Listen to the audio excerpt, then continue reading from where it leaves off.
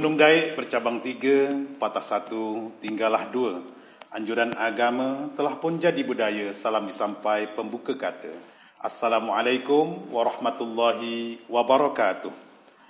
Pergi ke kebun, petik peria, makan nasi, peria ulamnya. Hendak mabrur umrah hajinya, sempurnakan olehmu syarat rukunnya.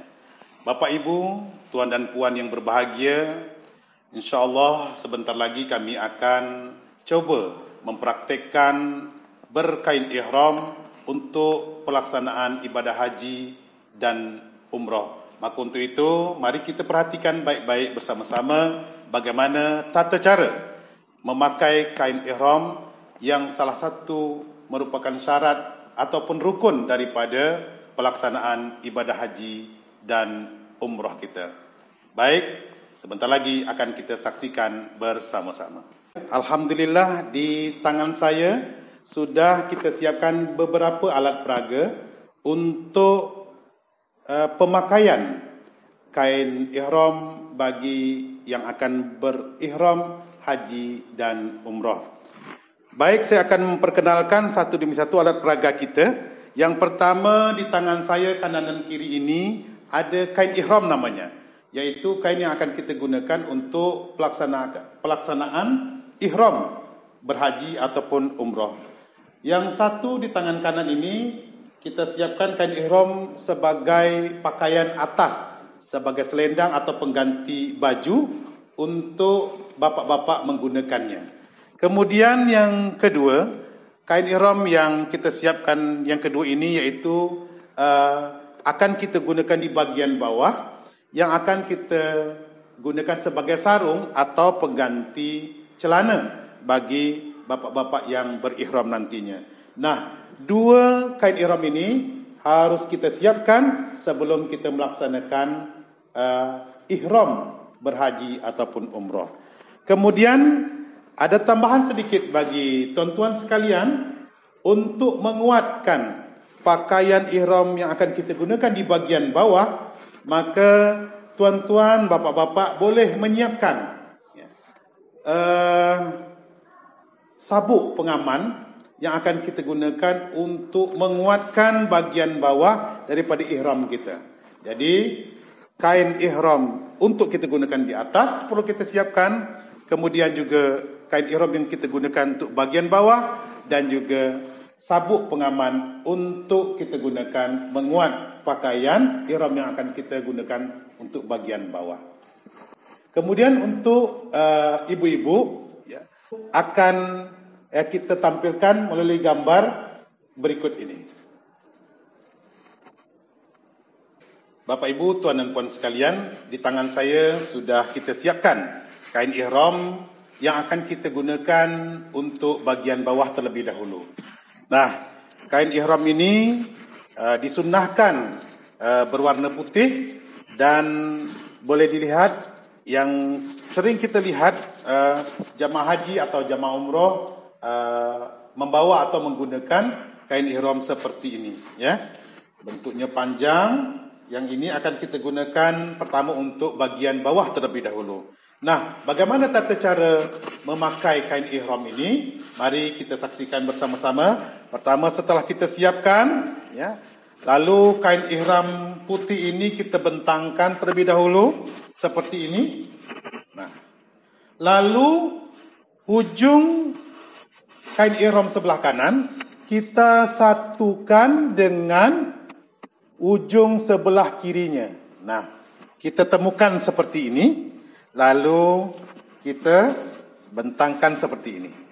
Nah, dalam posisi ini kita pastikan betul ini dalam kondisi rapi, sehingga pakaian yang kita gunakan nanti tampak sempurna digunakan.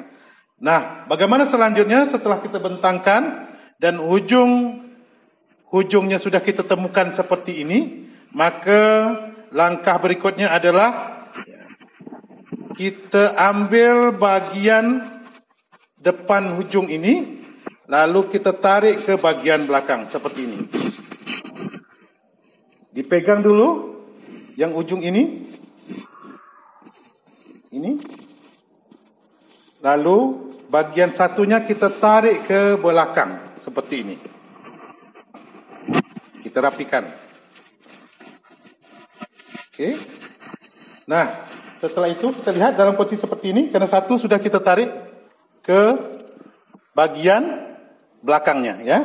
Lalu yang satunya ini, satu hujungnya ini kita letakkan ke atau lipatkan ke sisi sebelah kanan seperti ini. Sudah dalam kondisi seperti ini, lalu kita tutup dengan kain yang sebelah kanan kita pegang tadi, lalu kita lipat seperti ini. Nah, barulah kita gulung, ya, sedikit. Okey. Baik. Sebagaimana saya sampaikan tadi, kita punya sabuk pengaman untuk mengamankan bagaimana kain ihram yang kita gunakan ini jangan sampai melorot dan jangan sampai tanggal daripada pinggang kita. Maka kita telah siapkan ikat pinggang atau sabuk pengamannya. Nah, di sini kita telah siapkan, ya, sabuk pengaman untuk ikat pinggang kita, menahan, ya, kain ihram yang kita pakai di bawah. Kita buka. Jadi sebelum kita gunakan sabuk ini, kita pastikan sabuk ini pas dulu. Kita paskan di pinggang kita. Ya, kita paskan dulu di pinggang kita sehingga ketika kita memasangnya, tidak perlu lagi ditarik-tarik. Ya, sehingga dengan mudah kita, ya, kita ikatkan ke pinggang kita seperti ini. Lalu kita kunci. Nah, kalau sudah seperti ini, barulah kita sempurnakan lipatan daripada kain ihram kita yang di bawah. Nah, kita gulung seperti ini. Nah, sempurna kita memakai kain ihram di bawah.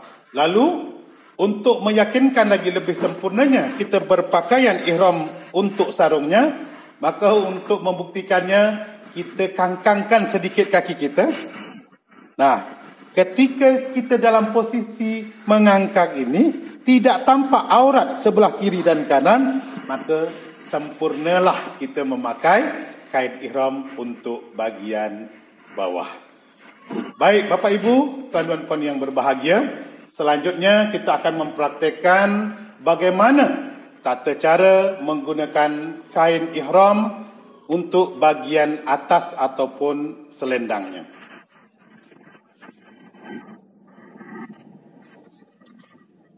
Baik, Bapak Ibu, tuan dan puan yang berbahagia, di tangan saya sudah ada kain ihram yang kedua. Sebagaimana kita telah siapkan dua kain ihram di awal tadi, satu kita gunakan untuk bahagian bawah sebagai sarungnya, dan satu lagi akan kita gunakan kain ihramnya ini untuk sebagai selendang pengganti pakaian di bahagian atas. Baik, sebelum kita memakainya, kita bentangkan terlebih dahulu. Ya. Nah, seperti yang di bawah juga, kainnya berwarna putih dan selanjutnya panjang seperti ini. Nah, bagaimana kita memakai untuk ihram bagian atas? Maka kita selempangkan terlebih dahulu ke belakang, ke punggung daripada belakang tubuh kita. Nah, dalam kondisi seperti ini, okey. Setelah itu, sebelum kita sempurnakan, kita tarik dulu, kita tarik sisi sebelah kanan daripada kain ini, sehingga tampak oleh kita sisi sebelah kanan lebih panjang daripada sisi sebelah kiri. Nah, apa gunanya nanti kita akan tengok. Mengapa harus kita tarik lebih panjang ke sisi sebelah kanan? Nah, setelah seperti ini, yang kanan panjang, yang kirinya agak pendek. Lalu kita ambil hujung atau bucu daripada sisi sebelah kiri kain, kita masukkan ke bahagian belakang pakaian kita ini. Seperti ini. Sebelah kiri kita masukkan ke belakang. Okey. Bisa kita lihat bahagian belakang seperti itu. Lalu, Bapak Ibu, tuan dan puan yang berbahagia, sisi sebelah kanannya ini yang panjang tadi. Nah, dua cara pemakaiannya. Ketika kita tidak dalam keadaan bertawaf mengelilingi Kaabah, maka ketika kita solat atau di luar daripada tawaf, kita menggunakan dengan cara menutup seluruh punggung daripada punggung belakang kita seperti ini. Nah, kain panjang ini kita taruh seperti ini, lalu kita selempangkan atau kita selendangkan ke sisi sebelah kiri seperti ini. Nah, bentuknya lebih kurang seperti ini. Nah, kapan kita akan menggunakan pakaian dalam kondisi seperti ini? Yaitu ketika kita tidak bertawaf, ya, ketika solat atau ketika amalan lainnya sedang tidak dalam keadaan bertawaf, maka cara kita menggunakan kain ihramnya. Lalu cara yang kedua yaitu ketika kita dalam keadaan atau kondisi bertawaf mengelilingi Kaabah, maka bagaimana pakaian ihram yang harus kita gunakan? Di dalam istilah manasik haji, ya, diistilahkan dengan pakaian ittiba. Nah, pakaian ittiba iaitu pakaian yang menampakkan sisi sebelah kanan daripada bahu kita ketika kita bertawaf. Bagaimana caranya? Nah, yang ini kita buka lagi. Lalu yang tadi awalnya kita tutup bahu sebelah kanan seperti ini. Ketika bertawaf, kita alihkan posisinya menjadi di bawah ketiak sebelah kanan, ya. Kita ambil baguah dari ketiak sebelah kanan, lalu kita taruh seperti ini dan kita selempangkan lagi ke sisi bahu sebelah kiri seperti ini. Nah, baik, kita rapikan. Nah, begitulah, ya, kelihatan bagaimana ketika kita dalam keadaan bertawaf. Sisi bahu sebelah kanan kita ditampakkan. Ini menurut istilah manasik haji dan umrah adalah pakaian ihram ittiba namanya, ya. Jadi dengan membuka sisi bahu sebelah kanan. Bapak Ibu, tuan dan puan yang berbahagia, inilah beberapa tata cara, ya, tata cara yang harus kita lakukan ketika kita memakai kain ihram, baik itu ketika berihram umrah maupun ketika kita berihram haji. Kepada Bapak Ibu, tuan dan puan, jamaah calon haji yang berbahagia, inilah beberapa petunjuk ringkas tentang penggunaan kain ihram ketika pelaksanaan haji dan umrah kita. Semoga Bapak Ibu bisa memahami petunjuk ringkas ini dan selamat mempraktekannya. Terima kasih dari kami, mohon maaf atas segala kekurangannya. Akhirul kalam kami ucapkan billahi taufiq wal hidayah. Assalamualaikum warahmatullahi wabarakatuh.